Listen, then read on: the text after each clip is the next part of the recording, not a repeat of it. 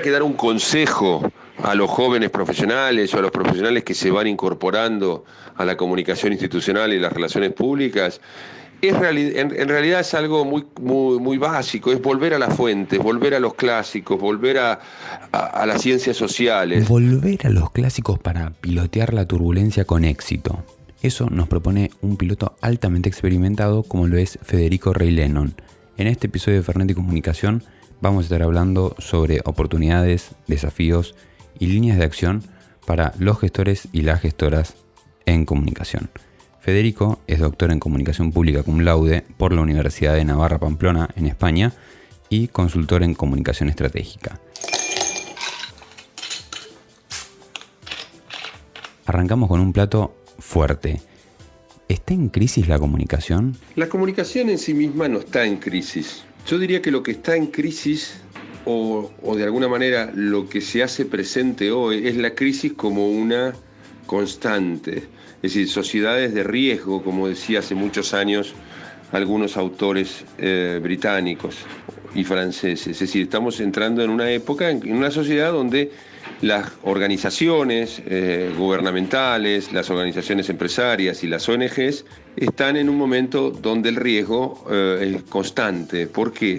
Bueno, eso tiene que ver mucho con la digitalización, tiene que ver mucho con las instituciones que se han debilitado y con una sociedad muy demandante. Hablaste de riesgo, Federico, y hablar de riesgo es también hablar de incertidumbre. La pregunta sería, ¿cómo hacemos para gestionar la comunicación en contextos de incertidumbre? Es más, ¿hay que salir a comunicar? Claramente, en esta situación de riesgo, decíamos, de alto riesgo, de incertidumbre, donde las instituciones están pasando quizás su peor momento desde el siglo XVIII, cuando se fortalecieron las instituciones democráticas, las organizaciones tienen que comunicar. ¿Pero qué comunicar? ¿Cómo comunicar? Esa es la gran pregunta que nos hacemos.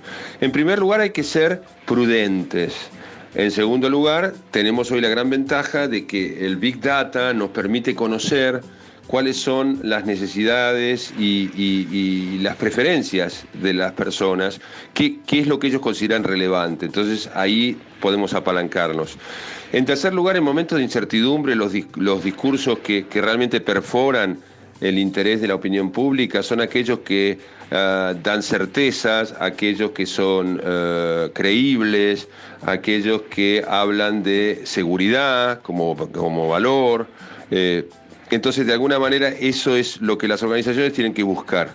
Aquellos discursos que se escapan de la ambigüedad y dan certezas, porque en un momento de incertidumbre, la necesidad psicológica de orientación de las personas hace que estén buscando constantemente información, para que, de alguna manera, a través de esa información puedan desentrañar cuál va a ser el futuro a mediano y largo plazo. Venimos hablando de la importancia de la información y en la era del Big Data la gran paradoja parece ser que la hiperconexión no nos trajo una hipercomunicación. Quiero decir, no parece que hoy estemos frente a una comunicación hipereficiente. ¿Por qué crees que está pasando esto? Bueno, a ver, cuando hablamos de la revolución digital, en realidad estamos hablando de una revolución que tiene apenas 20 años. Puede parecer mucho en la vida de una persona, en la vida de una organización, de una institución, es poco tiempo. Lo que pasa es que los tiempos se han acelerado. Claramente la hiperconexión estamos hiperconectados.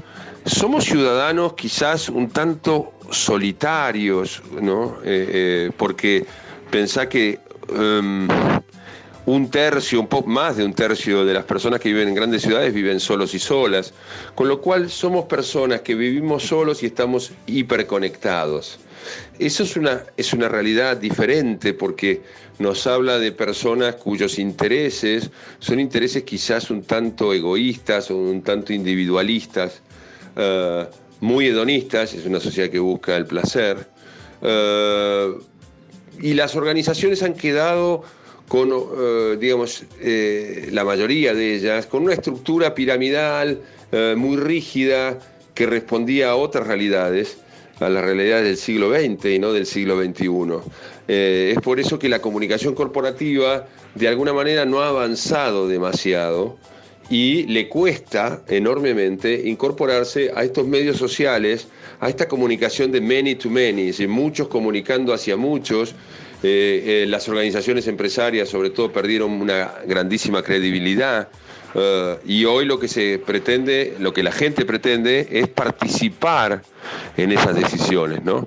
Involucrarse, es decir, yo lo ponía en algún libro mío, lo ponía involucrame con esa palabra, ¿no? Involucrame en tus decisiones. Eso es lo que nos piden los stakeholders hoy, los públicos hoy, que los involucremos. Y no estamos, digamos, si bien estamos dispuestos por ahí en alguna medida a hacerlo, no sabemos muy bien cómo. Bueno, este es el aprendizaje de estos primeros 20 años del siglo XXI. En este de vuelta, Federico, el cambio parece ser la constante, ¿no? Y estamos en una época bisagra, claramente. Por eso te quería preguntar si identificás nuevos desafíos para los o las DIRCOMs. Por supuesto que en este entorno los DIRCOM van a tener que acostumbrarse, yo lo ponía también en estos términos, en el sentido de que hay que aprender a dialogar. Tenemos que aprender a dialogar. Las redes sociales son básicamente una conversación que depende de los momentos y depende de las redes, puede ser más o menos agresiva, ¿no? Twitter es muy agresivo, Facebook e Instagram menos. Entonces, de alguna manera nos tenemos que acostumbrar a dialogar, a que a las personas no les guste nuestro discurso, porque hasta ahora los DIRCOM se habían enamorado de su propio discurso, creo yo. Entonces, este es un buen momento para salir de uno y ponerse en el otro, ¿no?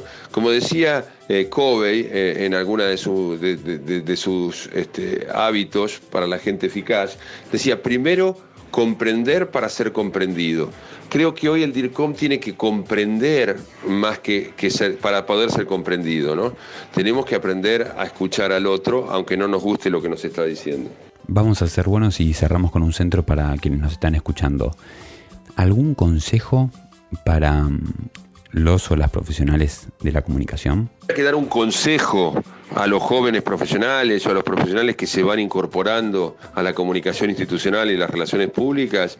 En realidad es algo muy básico, es volver a las fuentes, volver a los clásicos, volver a las ciencias sociales, es decir, la sociología, la psicología social, la psicología, la teoría de la comunicación, es decir, de alguna manera esas son las herramientas que nosotros tenemos para comprender un mundo cambiante, pero lo tenemos que comprender de esa multidisciplinaridad.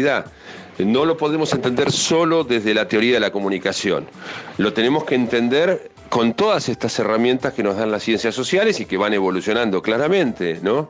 Me parece que eso es lo básico, por eso yo hablaba de lo clásico, no en el sentido, obviamente es importante volver a algunos clásicos, pero también volver al hombre que entiende las ciencias sociales como una unidad. Más allá de que nos hayamos especializado en una particular como la comunicación, los fenómenos sociales son siempre multicausales. Entonces, para entender esa multiplicidad de causas, yo necesito tener una mente abierta, ¿no? Se dice que esta frase es de Einstein, no lo sé, pero la mente es como un paracaídas, solo funciona cuando está abierta. Y claramente hoy, si no tenemos la mente abierta, no podemos entender lo que nos está pasando.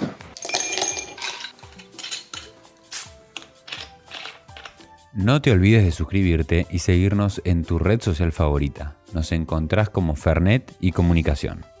Mi nombre es Francisco Moyano Larrazábal y hacemos este podcast con Federico Pavón, Lautaro Díaz Mella. Yo me despido por ahora, será hasta el próximo episodio con más Fernet y Comunicación. Che loco, ¿querés Fernet?